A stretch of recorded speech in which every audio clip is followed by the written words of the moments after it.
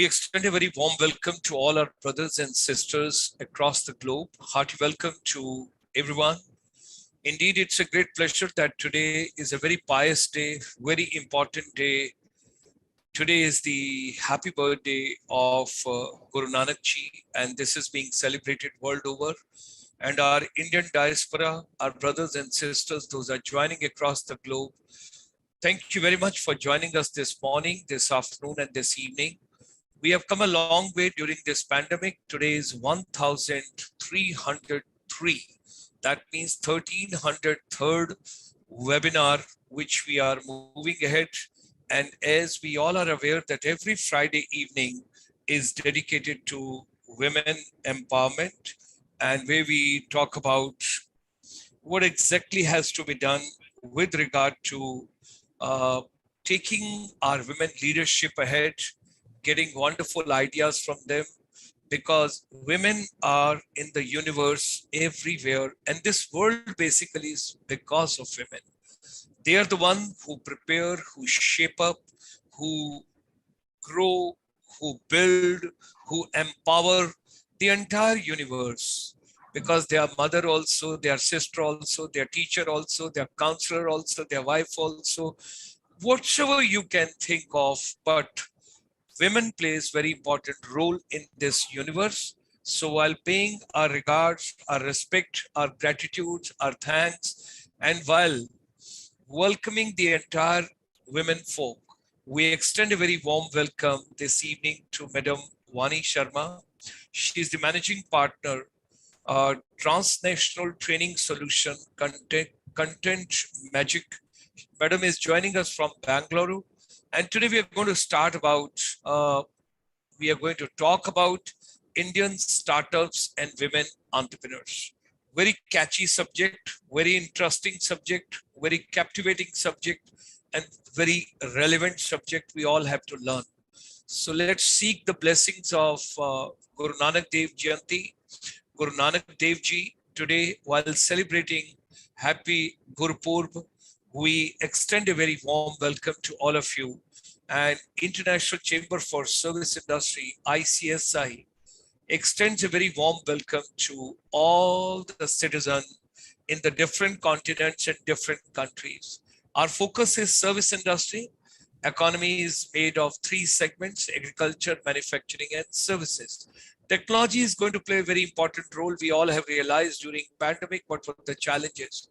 And during pandemic, Colonel K.C. Menon, our regional advisor for the entire Southern India, he had been bringing a lot of women folk, and we have been doing lots of programs. What's the purpose and relevance of education? What's the role of technology in today's education? What does today's youth they want? And how to create your dream career? And what exactly is the significance of women empowerment? Ladies and gentlemen, Honorable Prime Minister of India wants to make India Atmanirbhar, self-reliant. That's going to be possible only when women, they play very significant, important, and relevant role in all segments and all walks of our life. So women empowerment is very, very important. And we are continuing with our campaign. Education, skills, and micro, small, medium enterprise is inseparable. All things are together. Let's move together. And right at the top of the triangle, you can see women empowerment for Atmanirbhar Bharat. Teacher and youth empowerment is also very important. Let's adopt technology. Let's focus on vocational as well as on skills and education. During pandemic, right from 25th of March 2020, we have been focusing on teachers and youth. We are proud to share with the entire universe that we brought India's first finishing school in 1994 for service industry, exclusively focusing on services sector. And youth, all power is within you. Women, you play very important role. Teachers empowerment, when we talk about in education ecosystem, you all are playing very, very important role, and in other walks of life as well. Now, ladies and gentlemen, during this pandemic, besides finishing school, we also launched e-Gurukul for service industry, basically to bring the global knowledge together for all of us. And this particular series, which we started, we dedicated to e-Gurukul, because now digital technology is going to play a very important role. If you come to the home page of ICSI, International Chamber for Service Industry, and if you just log on icsiindia.in, you will see this particular page, right? The opening page, home page, where you can see education and skills, wellness and entertainment golden triangle, Shiksha, Kaushalta and Udmita being focused, and service industry, teachers training and youth empowerment we have taken in our focus. So let's come together, let's share the global knowledge, let's enrich our education ecosystem. New education policy has also come, and through e-Gurukul, we are a strong believer that education got to be relevant to our day-to-day life. And at the same time, tomorrow evening, 7 p.m., don't forget to join us. You will have 1, 2, 3, 4, 5, 6, 7, 8. 80th program for the global community Ayurveda for global wellness tomorrow evening at 7 p.m. And tomorrow at 8 p.m., like today, you have got women empowerment. Tomorrow, we will be traveling to northeast part of India. Empowered teachers empower students. So B2B is back to basics of life. That's what Corona has taught. Whatever human mind can conceive and believe it can achieve. Let's come together. Let's travel together. It's your YouTube channel. Come on the GS Motivator, subscribe it, press the bell icon, share, comment, like. And during this particular today's session, whatever views you will share on the YouTube, kindly put your ideas on the YouTube channel, because this program is going live. People are joining us early morning from Canada, from the USA, from Latin America. People have already enjoyed their lunch right from the European Union and also from UK. People had their early evening tea, and they're joining us from Middle East and Central Asia. And people have already had their dinner, and they're enjoying before they sleep from the Southeast Asia, all the 10 countries. And we come back to our South Asia, and we come to our beautiful Bharat, wonderful country. So we extend a very hearty welcome to Vani Sharma ji, the Women Leadership Program. Today we take on with ma'am this morning, this afternoon, this evening, depending on what time zone, because let Australian and New Zealanders sleep because it's middle of the night. Let them see the video tomorrow. With these words, Vani ma'am. Thank you so much, sir, for such a lovely introduction. And I extend a warm welcome to everyone who has logged in today, not just as a woman leader, but also as a person of the world. I come here today with a very simple message, and this message comes from my extensive experience of the last 18 years as a woman entrepreneur. But before that, I must thank my grateful thanks to the entire ICSI team for inviting me here today. When I had gone over the website and I'd had my initial discussions with Colonel Menon and then later with Chitra ma'am, to be very honest, I did not have a clear understanding as to the extent, the depth and the reach of the work that ICSI has put in. And it is gradually over the last few days that I have emerged with a sense of awe and surprise and admiration for the team that has been put together under this aegis. I stand in admiration and salute the team and the spirit behind ICSI for the goals and the aspirations with which each one of these awareness programs are being put together for the good of industry and the world. So thank you again from the bottom of my heart for the kind of philanthropic spirit with which this organization functions. Before I start off with what I have wanted to speak about as far as women entrepreneurs and Indian startups, I would also like to put in one disclaimer that whatever I am talking about today, some of these are aspects that every entrepreneur whose journey begins with an idea or a dream, and one who is able to make it happen and reaches a particular maturity stage as far as their startup becoming a matured enterprise is concerned. All of us have certain parts of our journey that are common, but some parts of our journeys are mutually exclusive to us, our teams, our upbringing, our education, the way we think, and our mindsets. And what I bring today is purely based on my experience.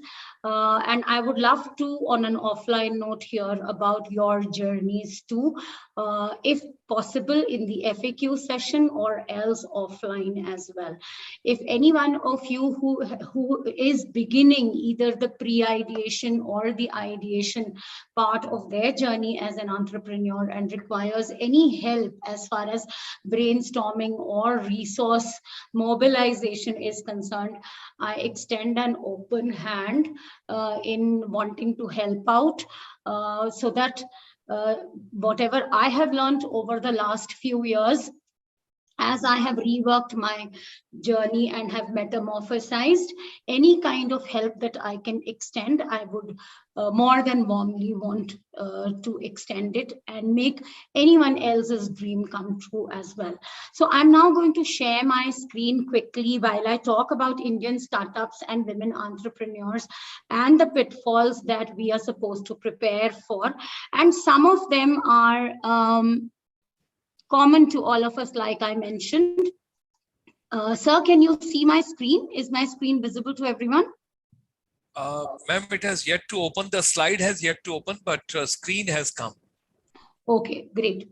So please let me know once the screen is visible, but we will not stop because of that. It has come, ma'am. It has come.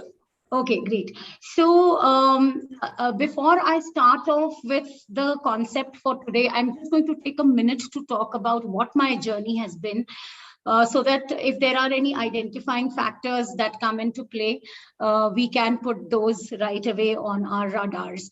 So I come from the service industry as well. I have 18 years of experience with the BPO sector. And when Genpact was the only BPO in India, I started off with an absolutely new BPO sector organization called EXL Services. I started off as a senior customer care executive. And from there, over the next 18 years till 2018, when I quit the service industry, my position was that of an associate vice president, training and quality. I was managing 10 centers and approximately 6,500 people indirectly for the training and the quality functions, and the learning and development and diversity inclusion rolled up into my set of responsibilities.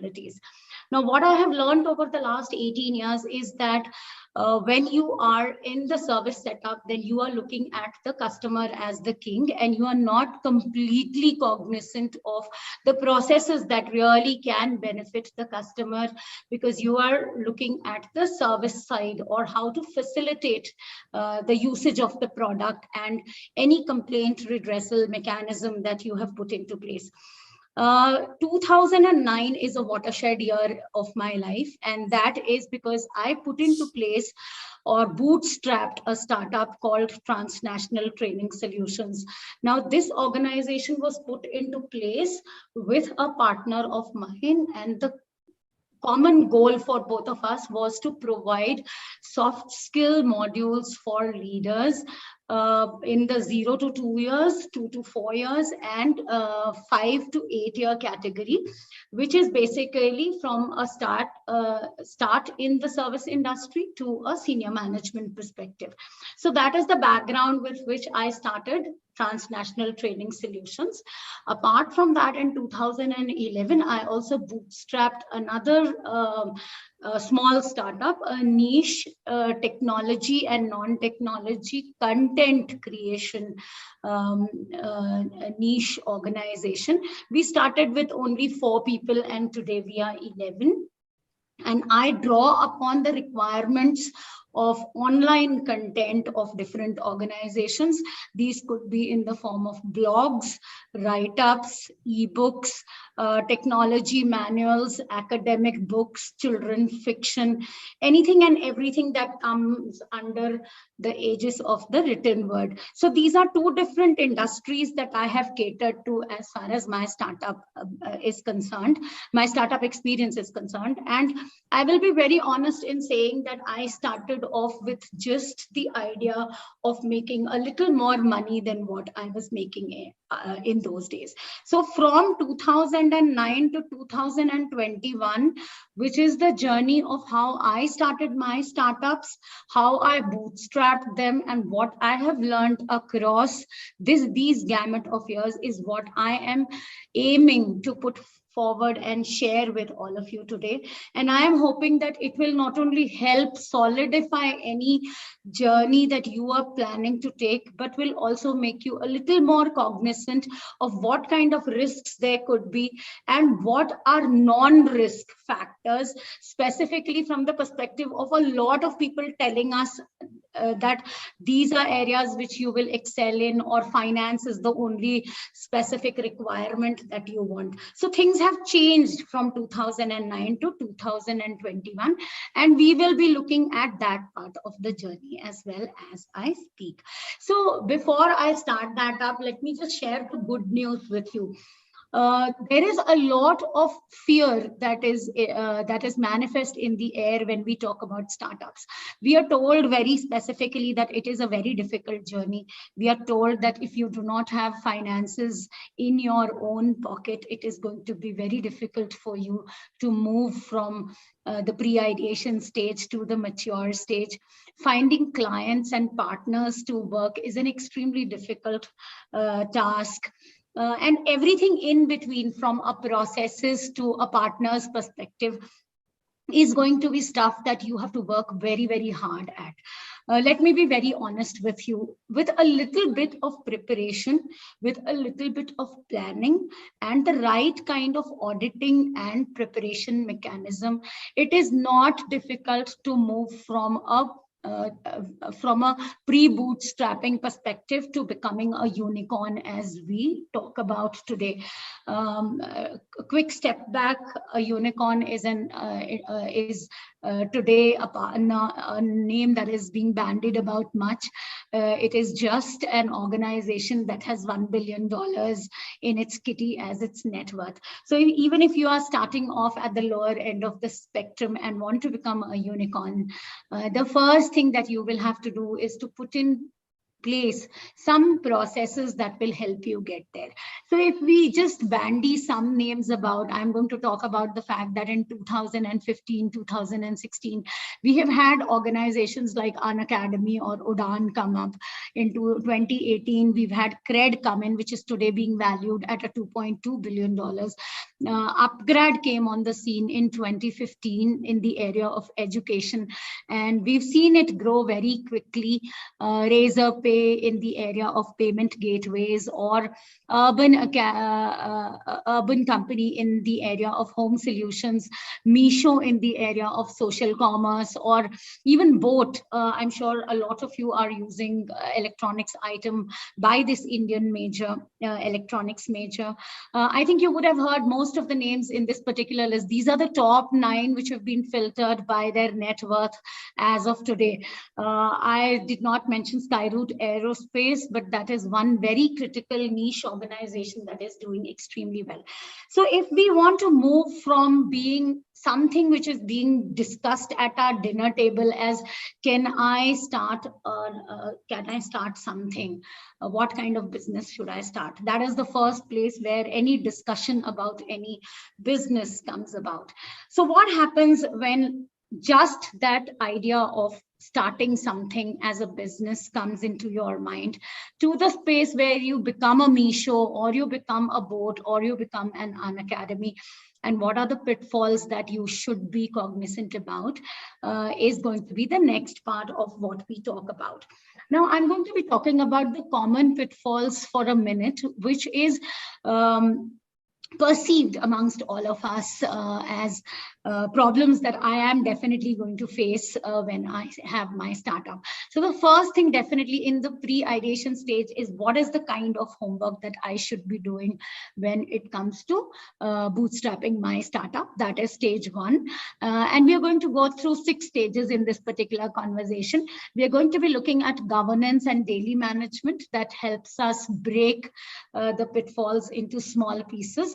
The more important thing that we are also going to talk about is that manual checklisting at different stages does not help, and you need a very strong documentation procedure within your organizations for you to be able to crack success completely.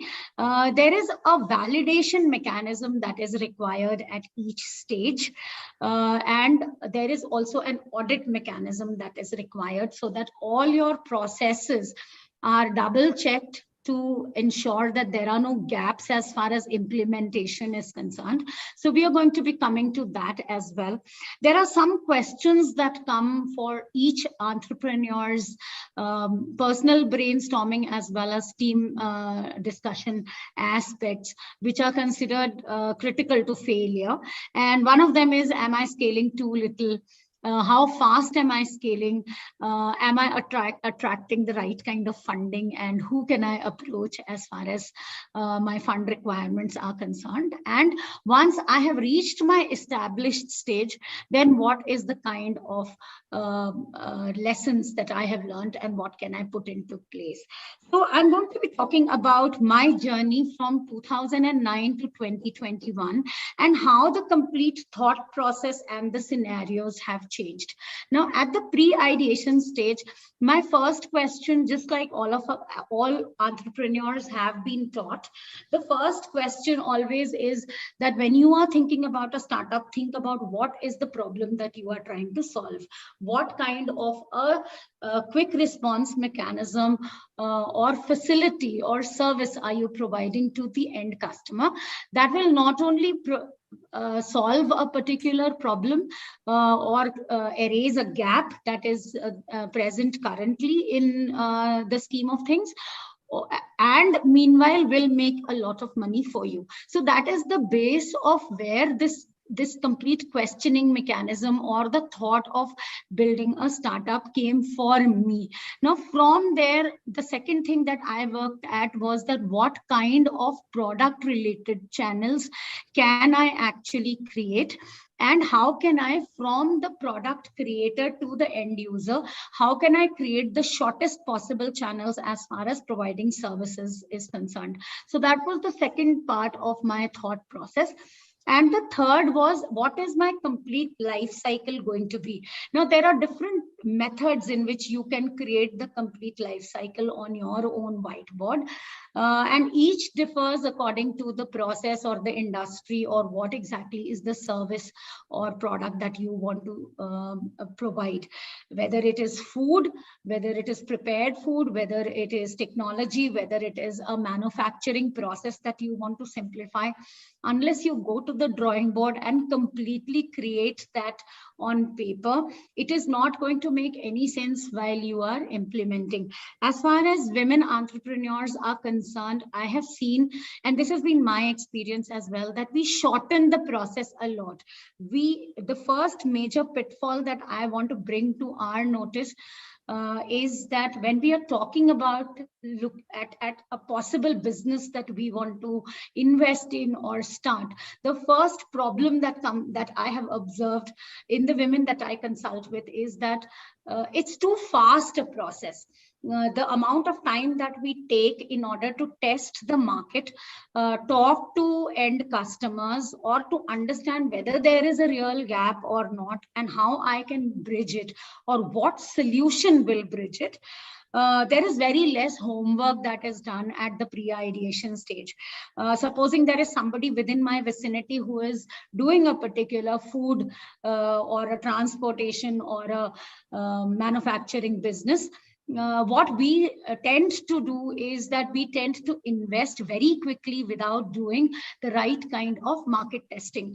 We do not talk to end consumers as to whether there is a real need for that particular product. So the first thing that I would definitely do is create an end-to-end blueprint. And there are plenty of formats that are available online for that, which talk about what my complete process and product cycle is going to be. Now, once I have plugged in the names and the sources into that blueprint, my next question is going to be about, does my product actually fit the market that is around me? So a lot of times I have seen women invest in businesses where their customers are banned across the country. My suggestion from my own learning is that keep the geographical area very close to where you are in the initial 3 to 6 months, because then you can create a single face-to-face or social media driven rapport with the end customer. And not only does your product get tested, but you also get the right kind of feedback. The major critical question that comes to us from a fear of failure perspective is, where will I get my finances from? I'm happy to share that in 2009, this used to be one of my major queries, and failure points or fear of failure came from the fact that if I am going to bootstrap a business, where will I get my finances from? And most probably my business would fail. 45% to 60% of businesses between 2009 to 2015 used to fail because of the fact that the finances were not properly plugged in.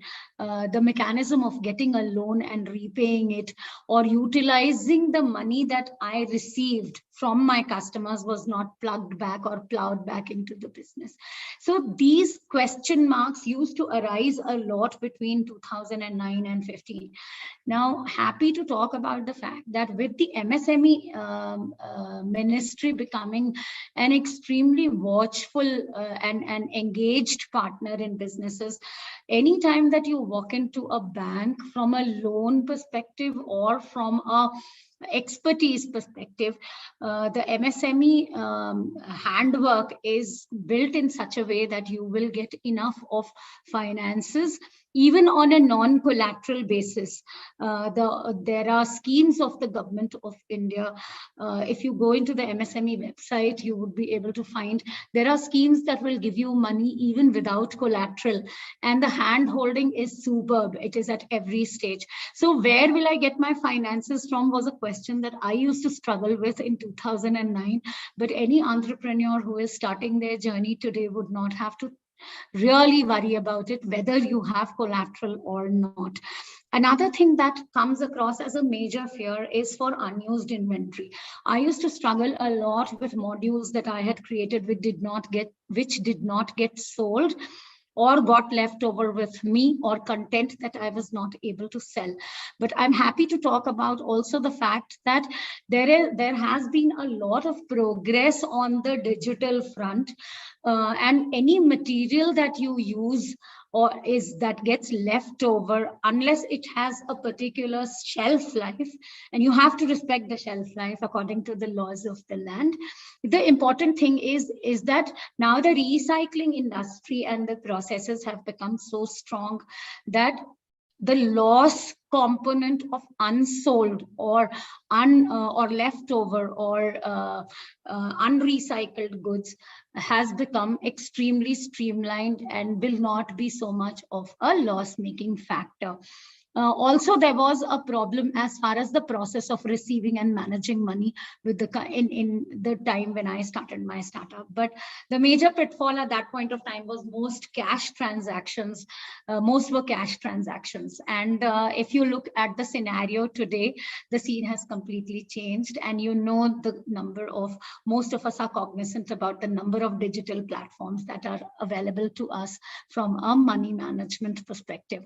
The other two critical things that were problem areas for me when I started my businesses were how will I find opportunities in other countries, because I did not have access to channels like you have today from a social media perspective. You can reach out to anyone in Iceland or Poland or Scandinavia or the Middle East and still get a response, and you would have the satisfaction of at least tried an experiment of reaching out to people.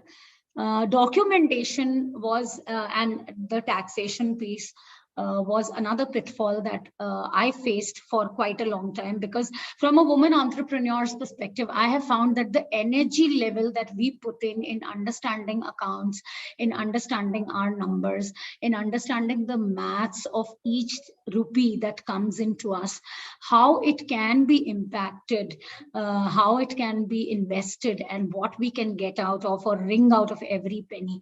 That is something that most women tend to used to tend to, I would say, delegate it to either the male members of the family or somebody else whom they felt was more savvy as far as money management is concerned. I'm happy to say that women entrepreneurs that I encounter nowadays, they are very quick to understand that unless and until P&L is their strong point, they will not be able to move forward. So cut to 2021, I'm very happy to talk about the fact that today's entrepreneur has a different set of problems and a different set of priorities. If I was beginning with my business today and not in 2009, the first thing I would do is I would make sure that I have a mentor in the industry that I want to enter. Most of the times people do not, people play it by ear and want to do the complete struggle themselves. Today I would move into LinkedIn, or I would go into Facebook and I would put into 20 groups stating I want to get into the food preservation industry.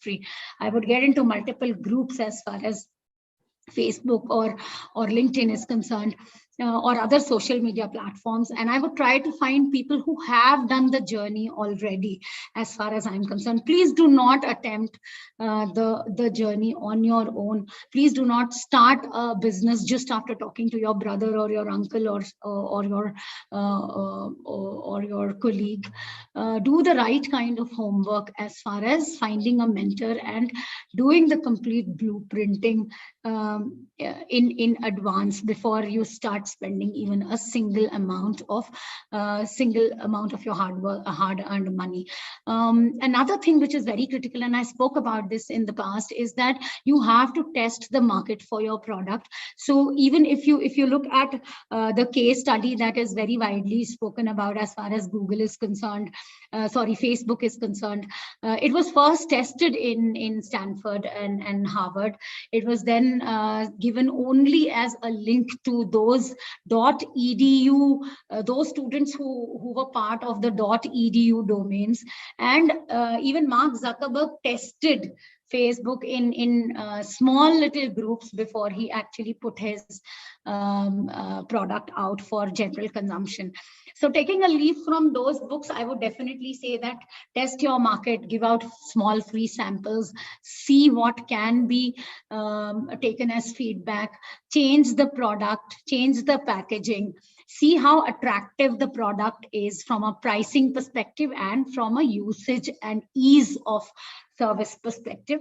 So those are critical things for which you would need to put in processes in place. You also need to understand very clearly that today's world is a very small world, and it has shrunk between me and you from the perspective of picking up a phone call and saying, you know what, this one product is superb, it has excellent customer service, and go for it immediately. So ensure that your customer life cycle and the way you respond to customers is very, very critically managed and is a tight and transparent service process.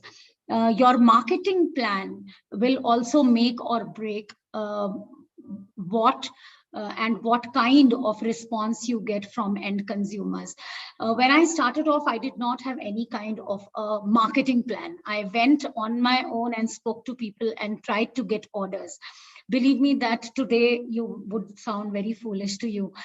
Sample mechanisms, using the right kind of Google AdWords or putting your product out for people to see on Instagram, ensuring that you are talking regularly via FB Live to people and showcasing your products. There are multiple mechanisms in which you can come face to face with customers, and you must use all of them as much as possible.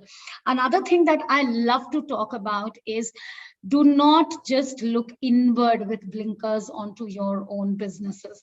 You have to make sure that you are aware about the top 10 competitors of your product and your services in the industry. Understand what are they investing in and rip them apart as far as their processes are concerned, and ensure that you are one step ahead. That is how they will remember your product and its name. Another thing that is very critical is, from a women entrepreneur's perspective, we tend to keep the world on our shoulders, and we tend to think that I want to do everything myself.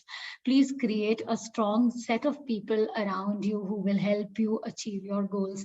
So which means that your team, you are as strong really as your team is concerned. More than half of the women entrepreneurs that I work with neither have spoken to a lawyer to understand the laws of the land, have not registered their businesses, do not have websites, are not looking into the marketing side of their businesses, and are going it all alone. Another thing that they are not doing is that they do not have a chartered accountant to look into their numbers. So in the initial phases, this might be commercially non-viable, but please ensure that the moment you have a little bit of a foothold in the industry, you have a team that helps you out. Digitization and data analytics is something that forms the backbone of startups today. Please ensure that you are helping create a database from day one of who your customers are, and ask them for references, ask them for feed into their networks, so that your name is associated with quality and your customers are touting that. The other thing that I am going to give a half a minute to is shortcuts. Women, I believe, according to my experience, are extremely shy about talking about their achievements. We are extremely low on sounding our own trumpet. That is one shortcut that I would really like all of you to experience. That every person that you meet, you should definitely ask as to, if I am propagating this particular business, or if I am propagating this particular service, what can I do to jump the gun and land more contracts? So this is something that I have found that we take a back foot on. We are great as far as our confidence and our talking ability is concerned, but to make every conversation into a possible sale is something that we can definitely learn from the stalwarts who have gone before us. I'm going to spend a few minutes today to what I have learned on 4 different areas. And this is critical from the perspective of understanding how I have engineered my success. And these are 2 specific areas in the pre-ideation stage. Most women want to dip into in the pre-ideation stage. This is a major pitfall. Do not depend on your own funds.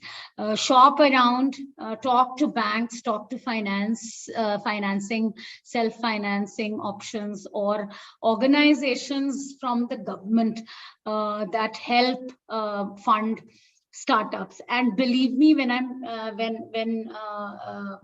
I look at my own journey, I would definitely be one of those people who fell into this trap.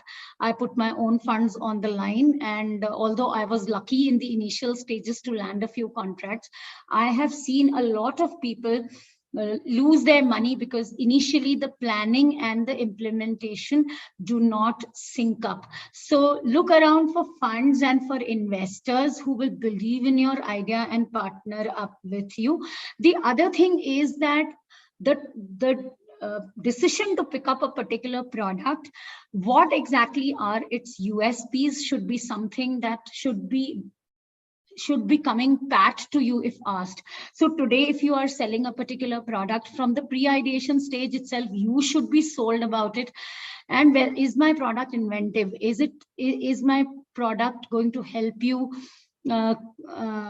be creative? Is it an opportunistic product? Is it persuasive? How does it help you shorten your time or your service or your offering or your convenience? Those are things that should be from your own selling perspective.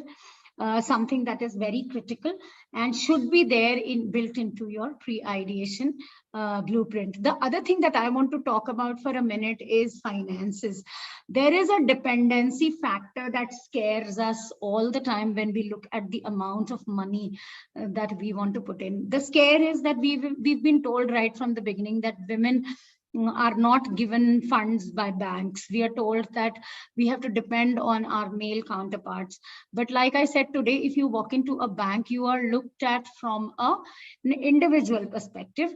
The major almost 5-year problem that I perceived in myself is that I put understanding numbers as a fear for a long time. I never sat with my P&L and somebody else was managing it for me for almost 5 years.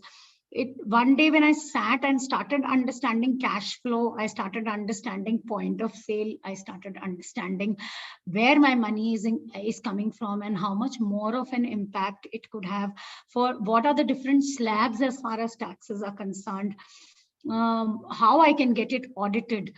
These are critical factors that a lot of women entrepreneurs do not focus on.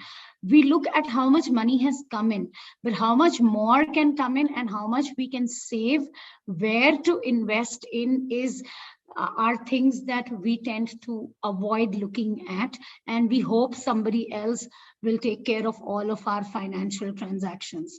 I'd love for all women entrepreneurs to not fall into that trap and to be aware of each customer, where each customer is sending you money from, how much is coming in, what taxes get deducted at what stage, and how you can save on those taxes over an eventual period of time. Another thing that women don't do is that we don't shop around for cheaper loans. We just, if somebody suggests go to HDFC, we go directly to HDFC.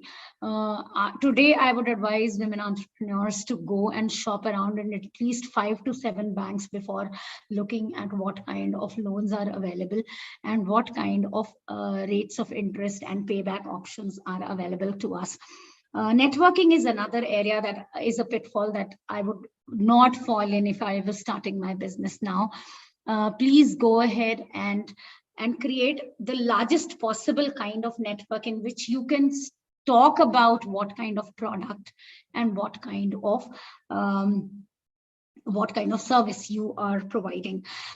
Quickly, I'm also going to talk about the fact that we need to put in governance processes in place, which will help us reduce cycle time as far as services being provided is concerned. What happens is that we start the marketing and the sales processes very quickly, but there is a host of other end-to-end processes that need to be created for organizations to survive. And approximately 12 to 15% of organizations fail to deliver the kind of success that they can because they do not have a very strong hiring plan, they do not have a very strong customer satisfaction plan, or the blueprint does not have the right kind of marketing mechanism in place. So there is a host of information available on the net as to what kind of end-to-end processes are required in a medium scale startup or a micro level startup. So if in case there are questions around that, I would be happy to answer those. But like I said earlier, another thing from a governance perspective is also that you need to understand what your competition is up to and then beat them at their own games. Your processes will help you look into and get the market intelligence that is required to understand what is happening in the market. Another thing that I have found is a major pitfall is that if today I am sitting in India and I'm trying to start a food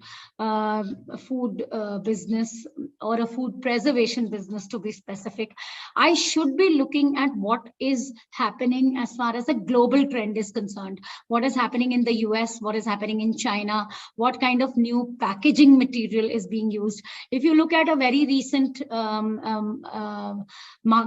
news item, there was a huge amount of furor over the fact that companies in the US and in China, they are taking patents on sal leaves being used as packaging material, and this has been in use in India since the early Paleolithic age, I think. So the important thing is for us to understand what other countries are doing as far as those businesses that we are trying to float, so that our ideas are up to the market when it comes to global trends and globalization. The two most important things from a governance process perspective is the upskilling process and the support framework, which we need to create as far as our customers are concerned.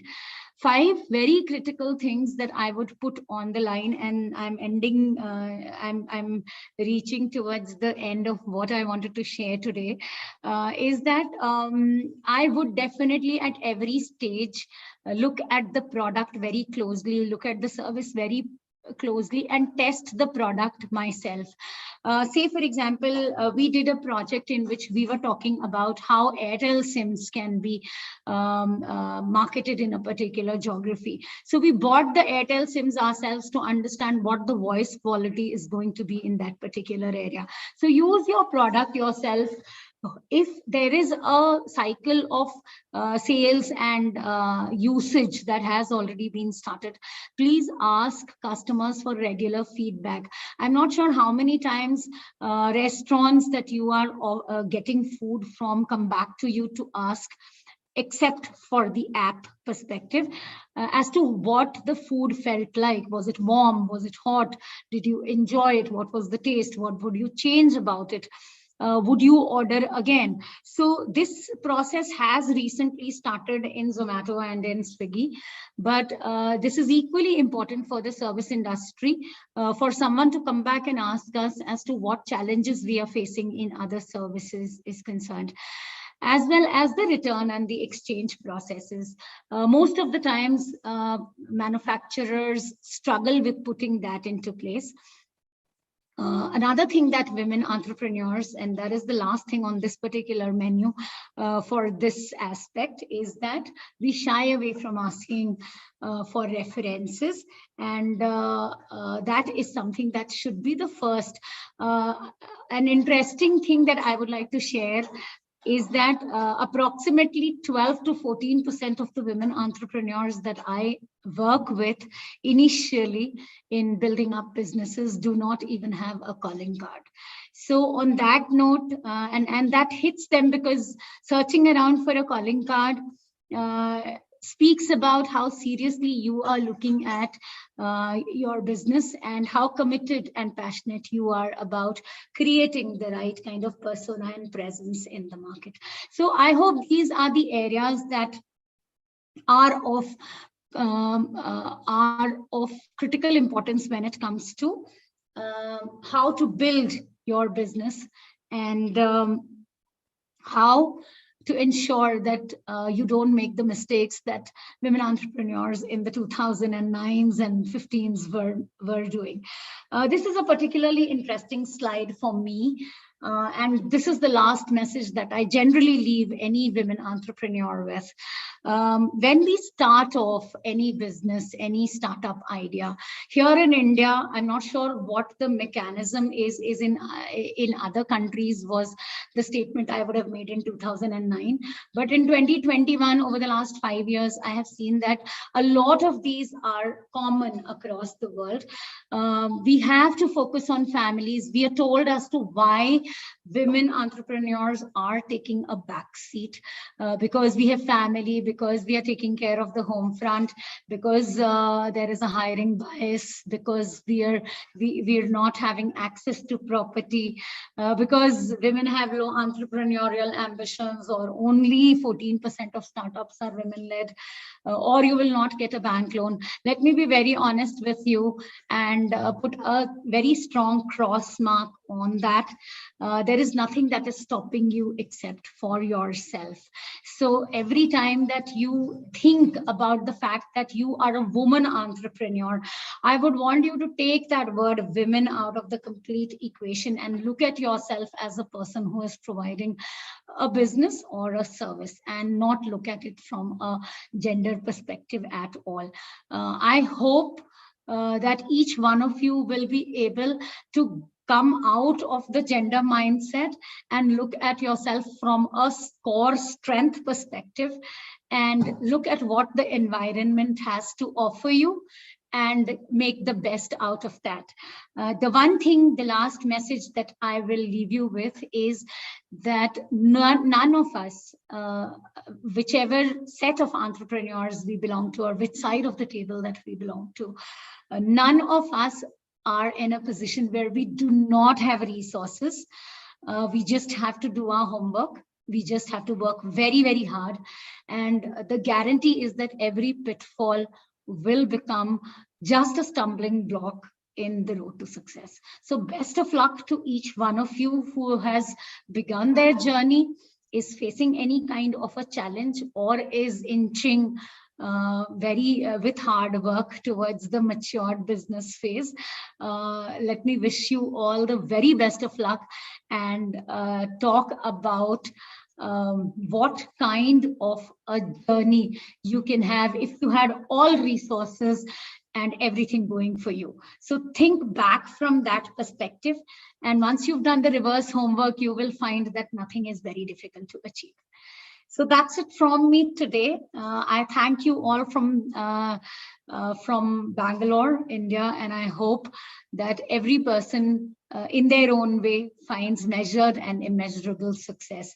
My email ID is vanisharma1@hotmail.com. I'll repeat that. It's vanisharma1, VANISHARMA1, numeric 1 @hotmail.com. If in case you are facing any kind of a challenge and want any kind of brainstorming or help, I would be more than willing to spare time and collaborate with you on easing out any challenge that you are facing. So that's it from my end, sir. I hope that this will be of help to my sisters across the world. Thank you. Thank you. Thank you. Thank you very much. It was a wonderful, it was basically very, very inspiring, motivating, captivating, and scintillating session for everybody. And you have touched almost all ingredients. And in fact, it was so practical, and you touched all the points so well. Ma'am, we can close the presentation and we can come live in the front. So I would take on the rest of the things. Thank you very much. It was something wonderful. Thank you, sir. I enjoyed the entire process. The journey which you gave for 18 years initially, and thereafter your own bootstrapping and startups and everything, it was very inspiring. And each and every stage, every step you have taken so systematically. I think you will take today's session from the 14% women startup to somewhere further up in the ladder. It will move very well. And a lot of views have come from the audience, and all are inspired, and people are so much encouraged, and Mostly there are ladies, those have joined the program, and I'm so grateful to all of them. There are some women folk also. And in fact, it was very heartening. Mamta from Uttarakhand, she wrote, "Sir, today is like we say, International Women Day. Today is International Men Day." I said, okay, fine. So men should also get inspired. That was something lovely. So two small things I would like to just take on over here. That the venture which you started and online content development, which you mentioned, and particularly blogging and write-up. So blogging, I got the input, write-up, I got the input. What else did you mention, ma'am, besides blogging and write-up? So Content Magique started off with 4 people, and initially we started with academic textbooks, with write-ups as far as blogs are concerned. But over a period of time, we've now grown to 11 people, and I draw upon industry requirements as far as whatever the written word is concerned. So if you look at technology, technology is moving very fast, sir. So from artificial intelligence to robotic process automation, there is a lot of requirement for explaining different processes in technical detail. So wherever products, their components have to be explained in detail, I have industry that comes to me with the requirement of complete solution, expression as far as what the technology is, and to write about what is happening in that particular area. So if it is robotic process automation, say for example, then defining RPA, what are the benefits, what are the usages, and finding case studies across different industries where robotic process automation can be used. So we write white papers for those. Also for students who are studying in these particular domains or industries or organizations that are working in these domains, they have to put up periodic articles on their intranet for their own people and their clients to get assimilated and to understand these. So we write articles about that, and those have to be periodically changed and upgraded. So our people work on that. Apart from that, when you go on to websites like, say, for example, Amazon or Flipkart, there is something for each product that is sold. There is a certain product description that is given. So Content Magique has people who will describe a complete product, its usage, its features, how much of electricity, say, for example, is used for a particular food processor, say, for example. So there are guides that have to be created, product guides that have to be created, explaining the complete process. So my people do that.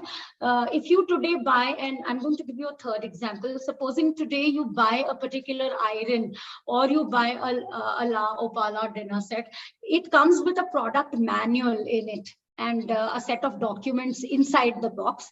So the content for such product descriptions is done by my people. Apart from that, there are a lot of e-books that are required, from pamphlets, from the different components of particular processes. So we document those and also write policies that are required by organizations. So Wonderful. These are different aspects of content writing. Content Magique does each one of these, from books to flyers to blogs to technical articles to product descriptions. So these are the areas that we specialize in. Wonderful, wonderful. Such a interesting and so much. And as you made a mention, very strong statement that whenever you have a startup or whenever you're starting anything, you must know at least 10 top competitors of yours. That was a very bold statement, because then you know what exactly is happening in the market, what's going on over there, and where do you stand. And how basically, instead of just thinking how to finish these lines, how to draw a bigger line. You know, that is something very, very interesting which you have given. That's initially, a very valuable input from you, sir. Yeah. I think Indira Nui has spoken about this, so has Kiran Majumdar Shaw. She has also spoken about the fact that the killer instinct as far as women entrepreneurs is concerned, we look at things from a milder perspective, and success is not very cleanly defined for us initially. And as we grow through our journeys of being women entrepreneurs, or entrepreneurs, if you want to call it that, we learn through the stages of becoming more aggressive. I don't mean aggressiveness in the wrong aspect of that word. I would want, like you said, to rip the competition apart from their processes perspective and beat them at it. Yes. So that my processes in turn become better. Yeah. Another very powerful was 86% of the time is unpaid. That also I noted down very carefully, which you had mentioned over there. Colonel Casey Mannon is also sending his thanks and gratitudes to you for this outstanding session. Excellent. We all are very happy. At the initial stage, as I made a mention, somebody has repeated in the program as well, India can become a 5 trillion economy if we promote women employment and entrepreneurship. Women need to join the mainstream of the economy in all aspects to make India beyond 5 trillion economy. And thanks for sharing such a wonderful, complete process and giving it. And ladies and gentlemen, also ma'am mentioned something very interesting, that the chartered accountant and lawyers should not be taken casual. You should engage them right from the beginning, whether you can afford or not, but they should be on board with you to take you your journey smoothly. That was also something very, very interesting. So thanks a lot, ma'am. Thank you very much. It was wonderful to have you, and something very interesting, and we would certainly look forward to in coming days, in near future, to have another session with you. I think it was very, very inspiring. And the best part is that you are very supportive of the Ministry of MSME, and where basically we have walked the corridor for 3.5 to 4 years. I had been going to Dr. Arun Kumar Panda, the secretary over there. I had been going to Ram Mohan Mishra ji, the additional secretary over there. We lost during the second wave, Mr. Sher Khande, who was the joint secretary over there. I had been going to another joint secretary, Mr. Shrivastava over there. I've been meeting all the officers, the stakeholders. Our chamber had drafted the whole policy framework that services sector should be brought at par with the manufacturing sector in MSME. And right from this platform, we are so happy and privileged that Honorable Prime Minister announced on 11th of May 2020 that India has to become Atmanirbhar Bharat and 5 verticals. And on 13th of May, Honorable Finance Minister Nirmala Sitharaman ji, she announced that here onward, the definition of the micro, small, and medium enterprise will be altogether new, and services sector now will be at par with manufacturing sector.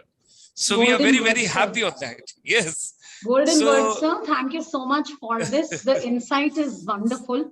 But like I said, the amount of work and this amount of support that you and ICSI is providing to women entrepreneurs, I have rarely seen organizations being so cognizant about their responsibilities and the amount of hard work that is being done under your direction and the direction of Colonel Menon. Truly, hats off to that. I'm sure a lot of women entrepreneurs will get benefited by this. Thank you. And finally, I'll take the last keyword from you, networking. You made a mention of networking. We would like to network with you and with those 11 people which are in your team and all of us together. We wish you all the best in your venture. May God, on such a pious day today, Guru Nanak Ji's birthday, and you had been very kind to give such a pious kind of valuable input to the entire women folk. Thank you very much for coming and sharing your thought process and your journey. It was something wonderful. Namaskar. Thank you very much. Sir. It has been my privilege. And I thank each one of you for giving me